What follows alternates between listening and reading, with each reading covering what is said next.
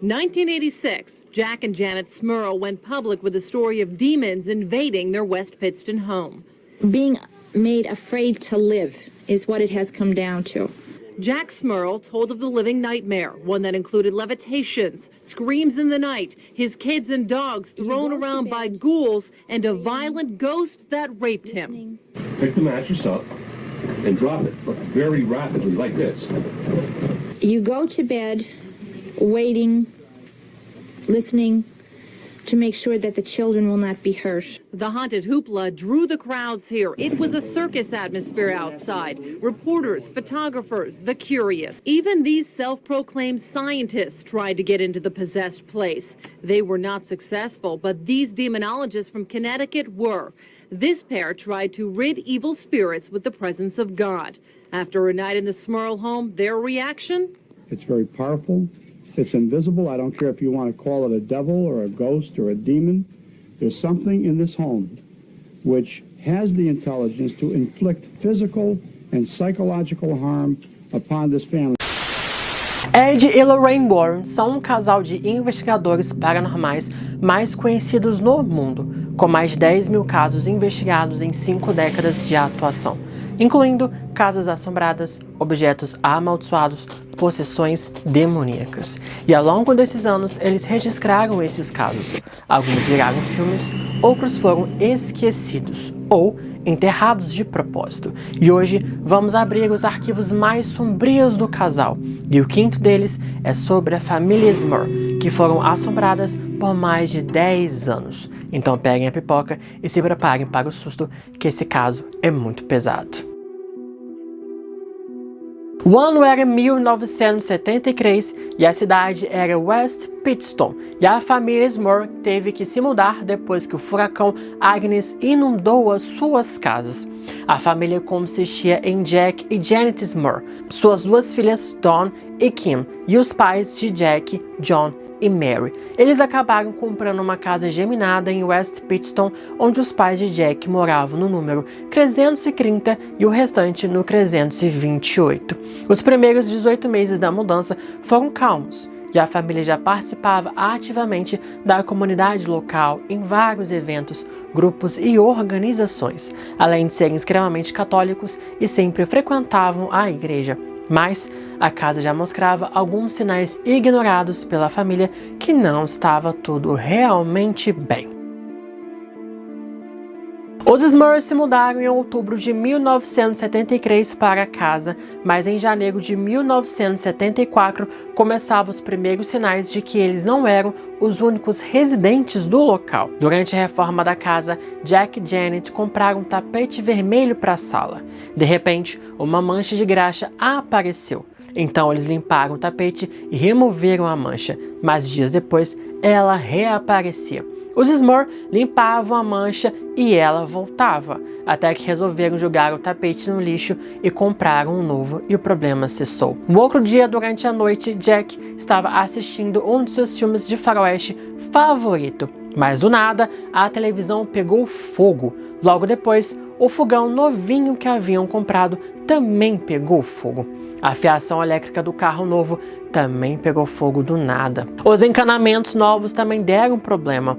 John soldou novos encanamentos de cobre na casa, mas assim que testaram, vazaram água.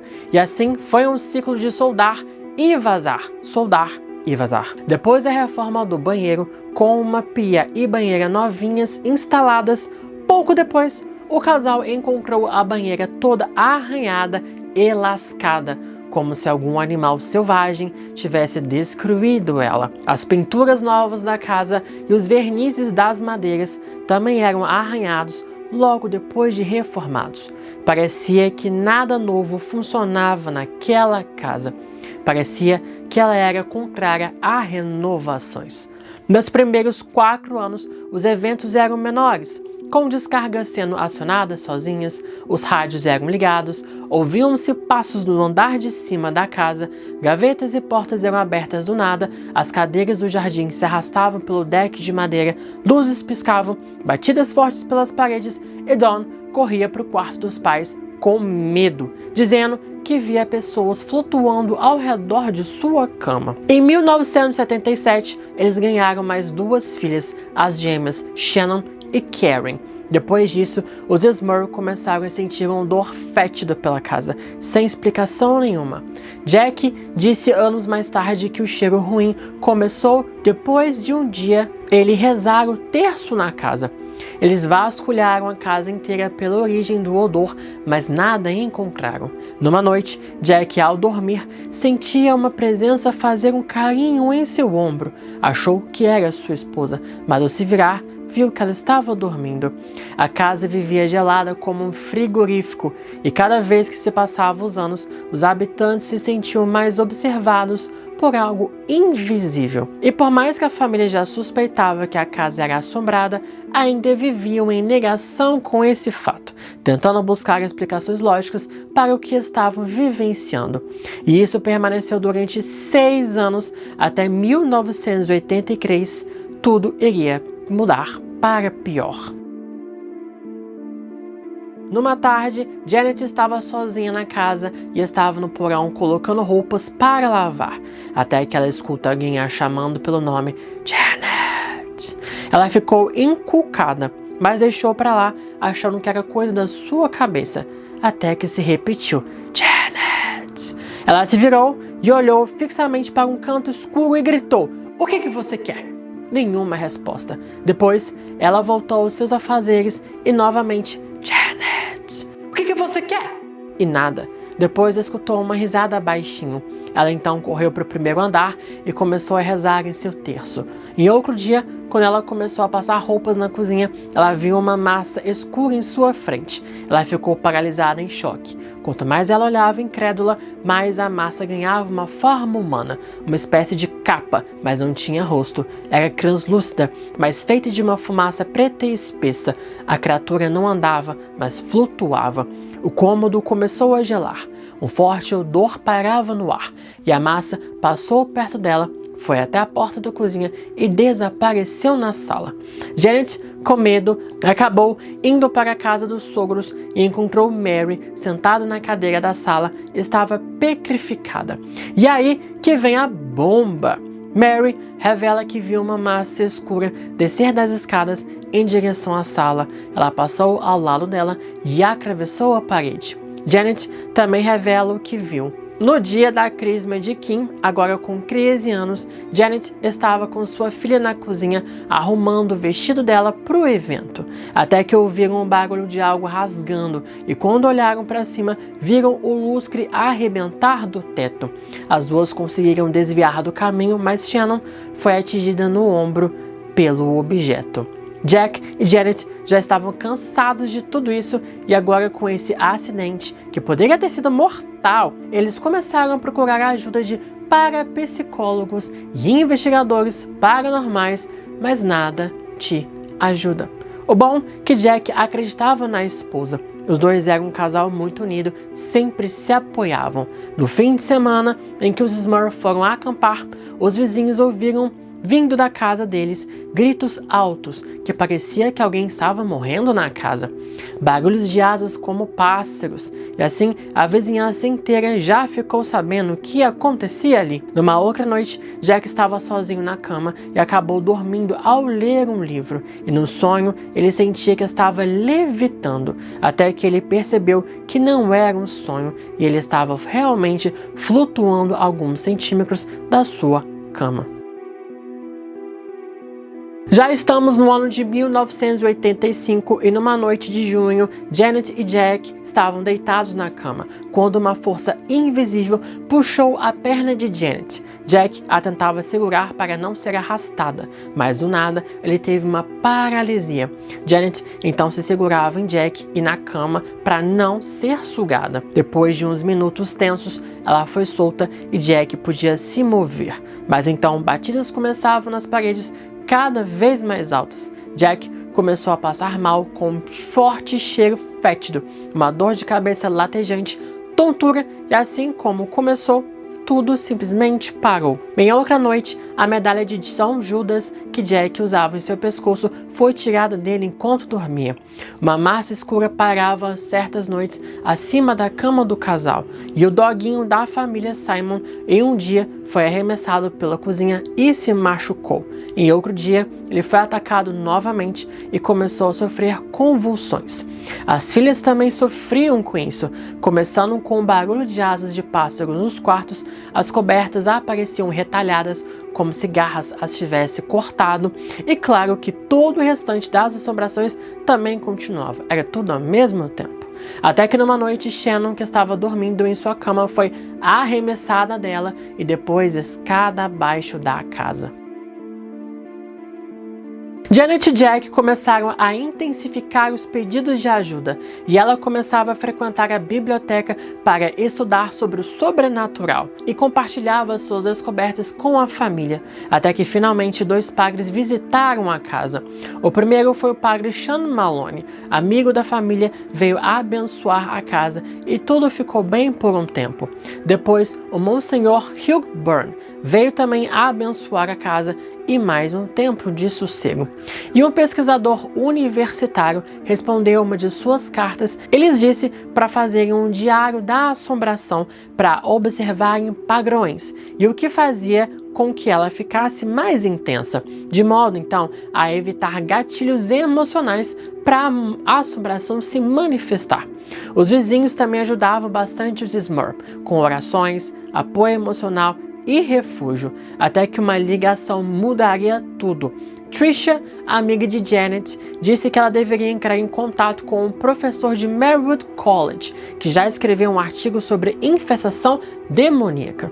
Janet entrou em contato com um professor que lhe disse sobre um casal de investigadores paranormais que poderiam ajudá-los. Adivinham quem eles são?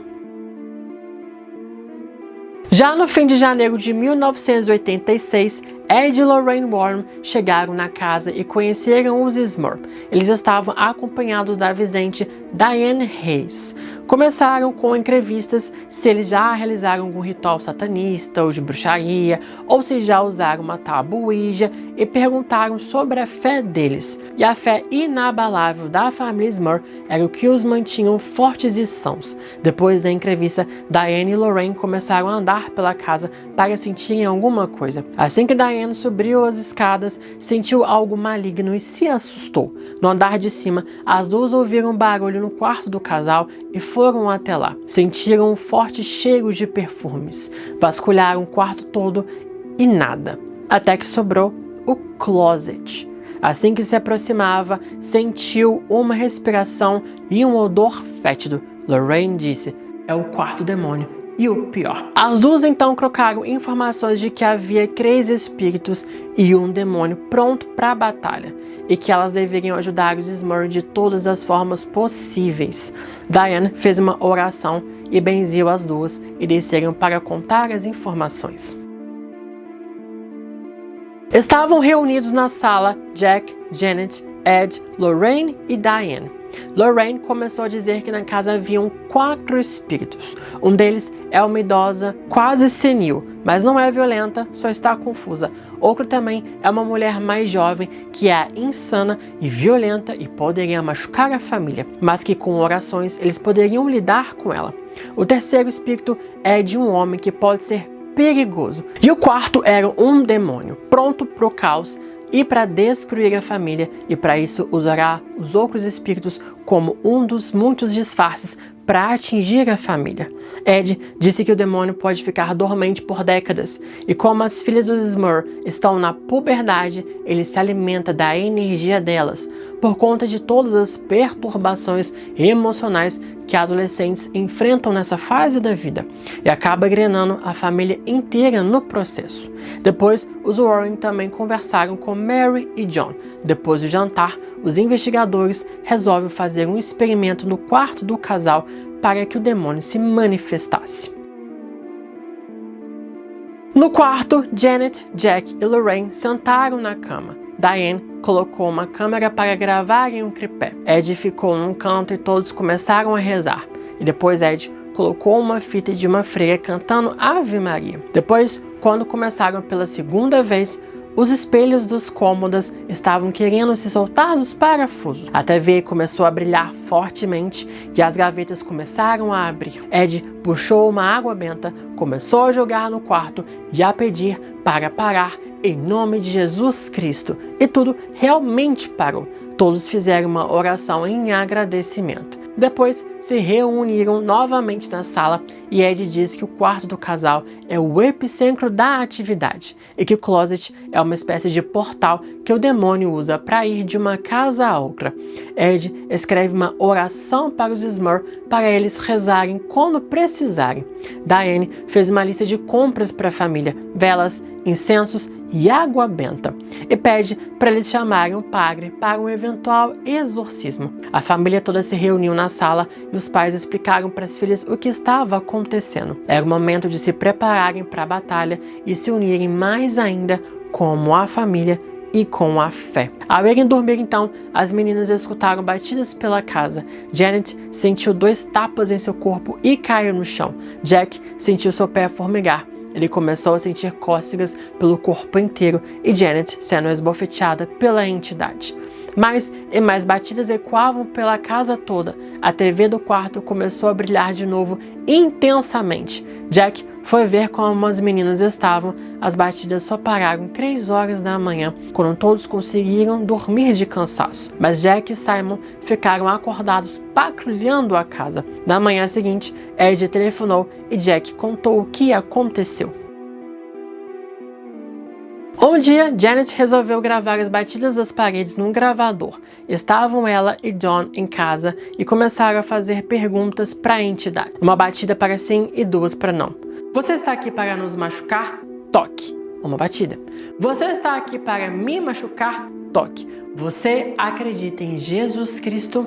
Pra quê, né? Várias batidas fortes e intensas nas paredes e depois Janet foi arremessada para longe e caiu no chão. Naquela mesma noite, ao tomar banho, ela estava na banheira e se sentiu observada e ouviu um assobio, aquele típico assobio desrespeitoso que as mulheres escutam na rua. Ela gritou por Jack, que apareceu e ficou ao lado dela até ela terminar o banho. Um tempo depois, quando Jack ia dormir, ele acabou sendo acordado por 3 noites seguintes por 2 mulheres fantasmas que cochichavam baixinho no canto do quarto. Uma tinha cerca de 40 anos e a outra por volta dos 20. Elas cochichavam e olhavam para ele sorrindo. Depois entraram para dentro do closet e sumiram. Os Warren, ao longo dos dias, formaram uma equipe paranormal para ajudar a família Smurf e a conseguir mais evidências da infestação demoníaca. Os investigadores paranormais Jason Kearns e Rick Monroe visitaram os Smurf e gravaram as assombrações. Brad Peterson colhia entrevistas e relatos dos vizinhos, e depois juntaram-se a eles o médico legista, o policial Jeff Newton, o estatístico Brady Cotter e Chris McKenna, neto dos Warren, e também um demonologista. Cada um deles teria um papel importante, então, para assumir as provas dessa casa. Na segunda visita dos Warren no mês de março de 1986, Lorraine avista o demônio pela janela do quarto das meninas, e de todas as provas coletadas nesses meses, ela atesta veementemente que eles estavam lidando com uma infestação demoníaca e que chamou um padre para benzer a casa. Mas Ed ainda queria fazer um ritual de banimento, que era uma espécie de provocação religiosa para o demônio se manifestar e depois conseguirem bani-lo. Os Warren conseguiram fazer esse ritual algumas vezes e resolveram tentar de novo. Assim que Ed chegou no quarto do casal e esteve de frente ao closet, começou a orar a plenos pulmões. O ar do quarto ficou gélido. Ed foi arremessado na cama e começou a ser estrangulado por uma força invisível. Continuando a rezar, Ed conseguiu se salvar.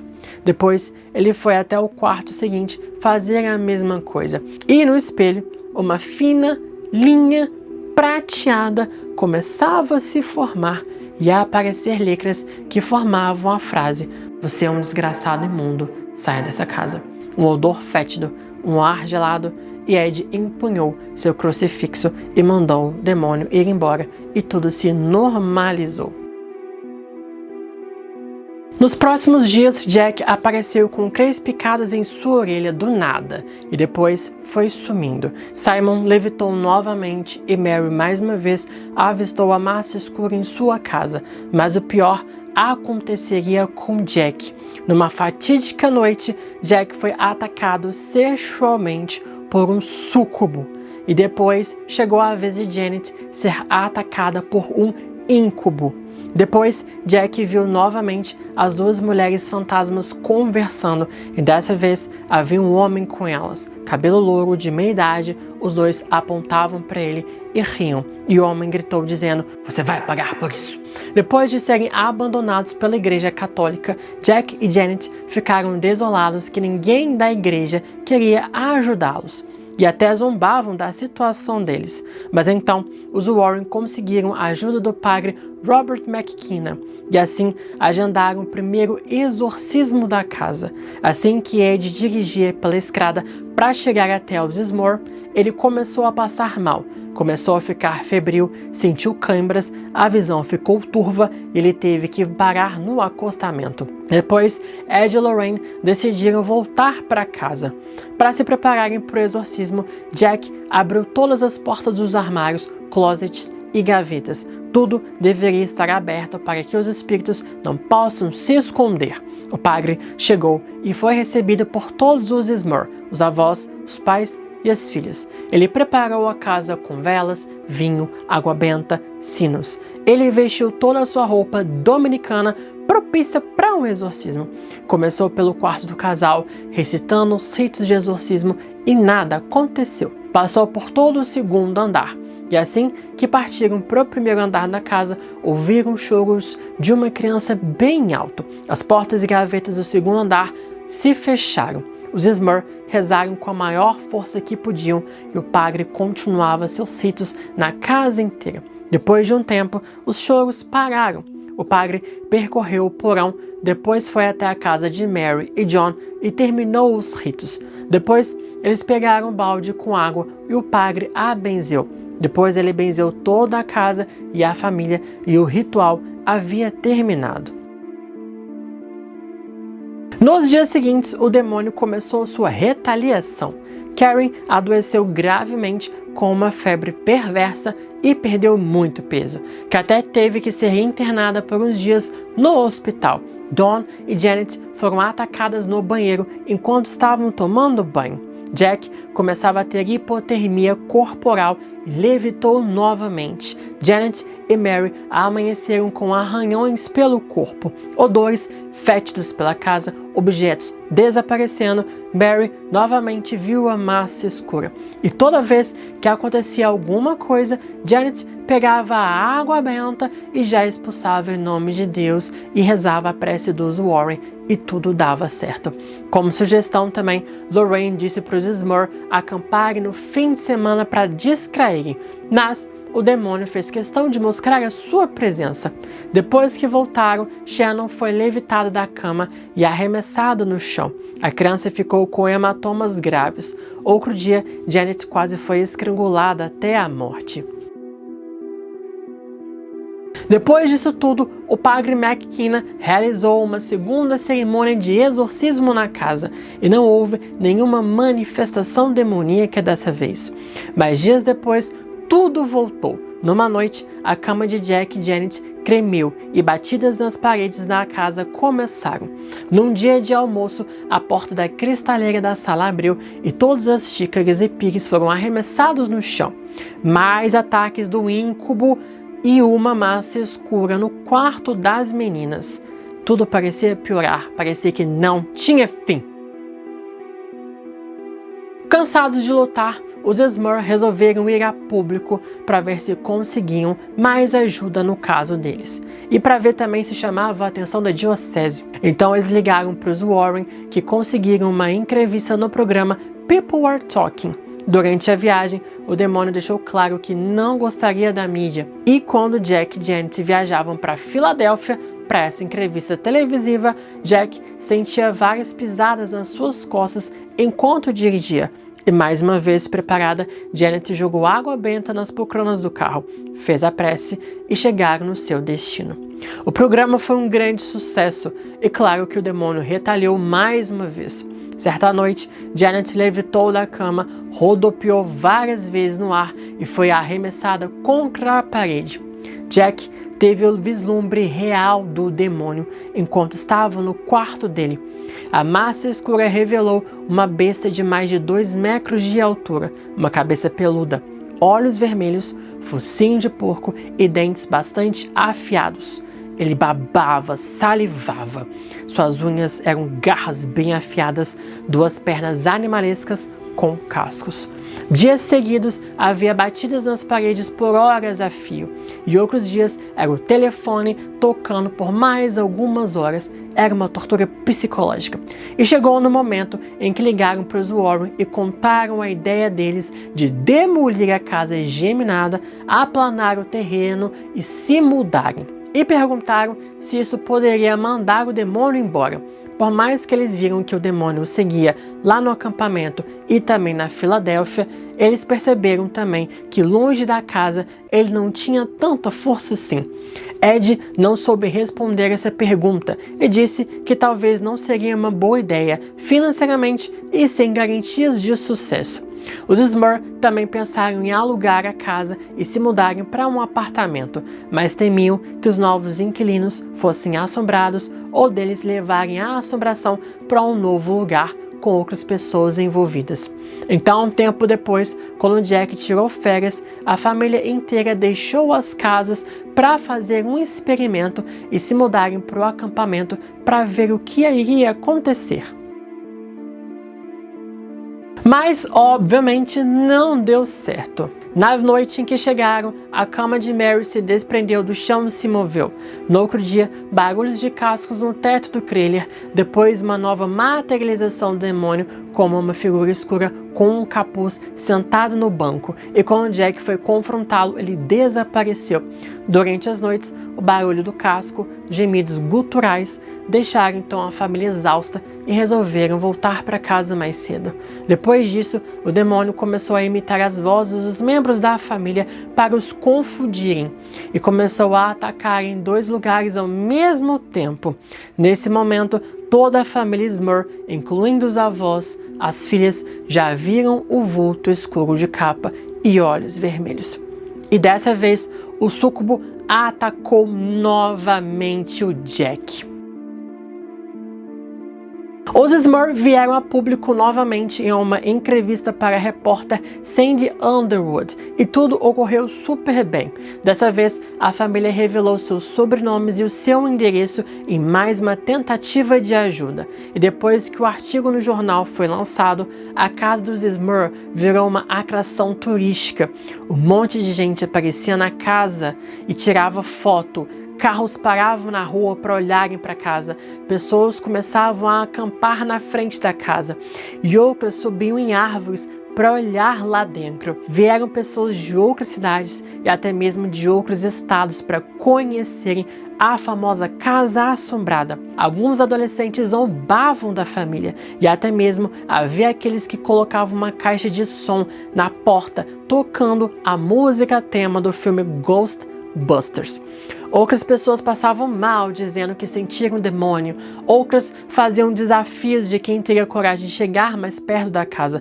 Ou seja, virou uma espécie de circo midiático. E até mesmo os policiais ficaram lá para conter toda essa multidão. Também a família começou a receber centenas de telefones de jornais, canais de TV, redes de rádio, todos querendo uma entrevista com eles.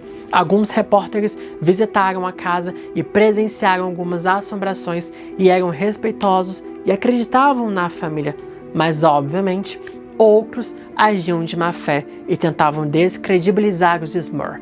E então o caso mais uma vez se tornou um dos casos controversos dos Warren, dividindo naqueles que acreditavam e queriam ajudar e aqueles que ridicularizavam. Mas no meio do caos veio uma ajuda.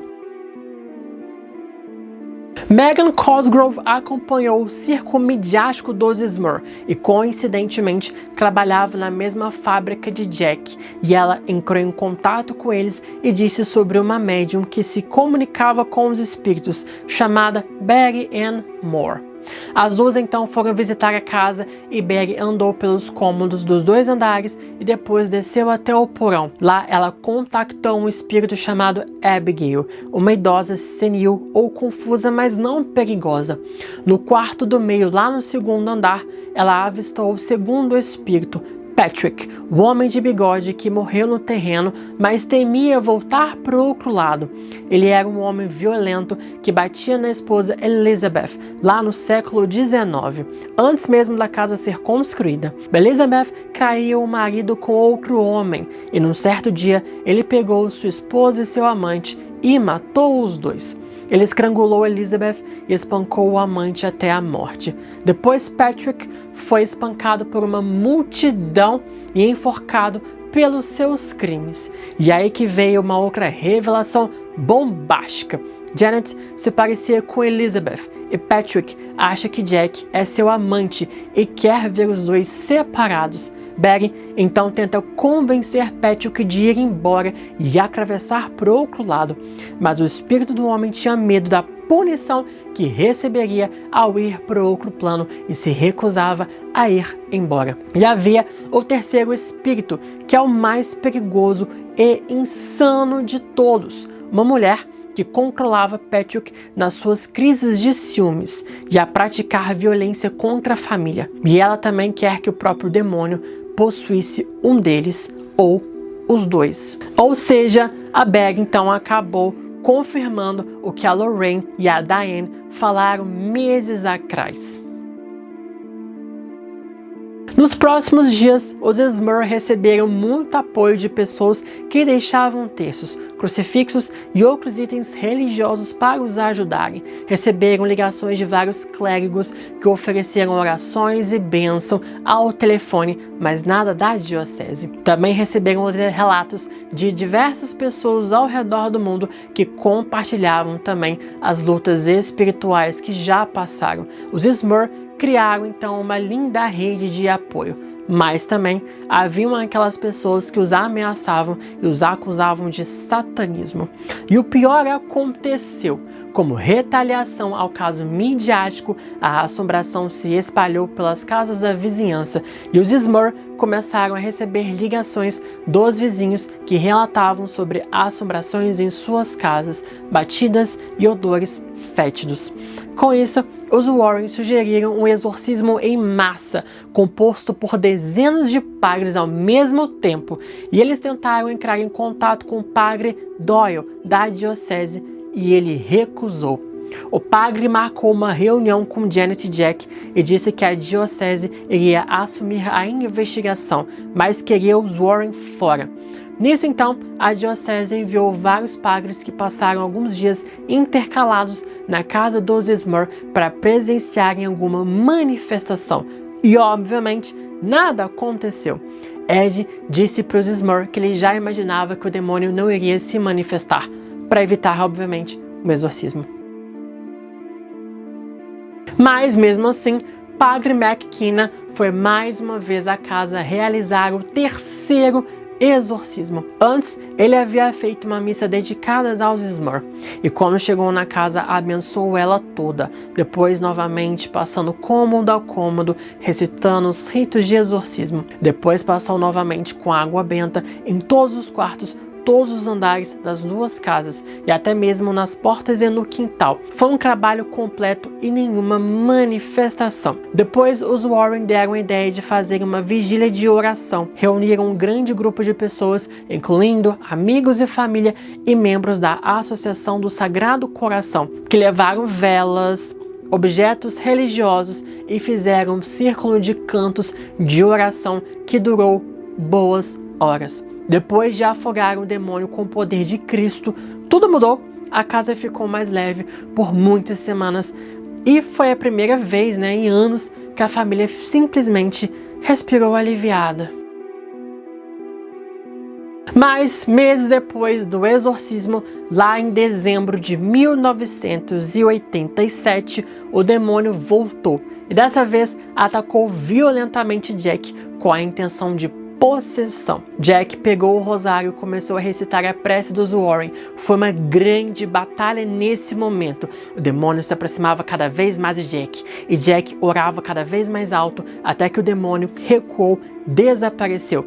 Depois desse dia, as assombrações voltaram, com as repetidas batidas, risadas demoníacas, camas se mexendo, parecia que nada resolvia. Os Smurfs não aguentavam mais. E lá em 1988, eles se mudaram definitivamente da casa e as assombrações pararam de vez. Ela não os seguiu para a nova residência e tempos depois a casa foi vendida para Deborah Owens, que relatou que não teve nenhuma experiência paranormal. Em 1988, os Smurfs escreveram junto com os Warren e o escritor Robert Curran o livro intitulado The Haunted, One Family's Nightmare, que chegou no Brasil pela Dark Side, que é Ed Lorraine Warren, Vidas Eternas, que inclusive é esse o livro que eu montei o roteiro do vídeo para vocês. Em 1991 foi lançado A Casa das Almas Perdidas, um telefilme que adapta os relatos do livro. Se vocês quiserem, posso fazer uma análise desse filme aqui para vocês no canal. Em 2025, tivemos a adaptação do caso com Invocação do Mal 4, O Último Ritual, que está nos cinemas atualmente e tem crítica nesse filme aqui para vocês. Mas, infelizmente, não sabemos muito sobre o que aconteceu com os Smurfs depois que se mudaram. Eles viveram uma vida longe dos holofotes e só sabemos que Jack Smurf faleceu em 2017 aos 75 anos. Karen Smurf se tornou uma investigadora paranormal para ajudar outras famílias com o sobrenatural. Parece que Janet e Jack continuaram casados até o fim da vida de Jack. E a família nunca mais teve nenhum encontro demoníaco. Então, finalizamos a primeira temporada de Arquivos dos Warren. E foi uma baita jornada. Começamos com a boneca Annabelle, passamos pela casa da família Perron, depois viajamos para a Inglaterra para o caso de Poltergeist de Enfield, depois voltamos para Amityville e finalizamos com a família Smurf. Espero que tenham gostado e podemos ter uma segunda temporada com 5 novos casos que vocês podem sugerir nos comentários. E claro, deixem um like de vocês, se inscrevam no canal e se vocês ainda não viram os episódios anteriores, vou deixar para vocês aqui a playlist completa. Mas aí, acreditam no caso da família Smurf?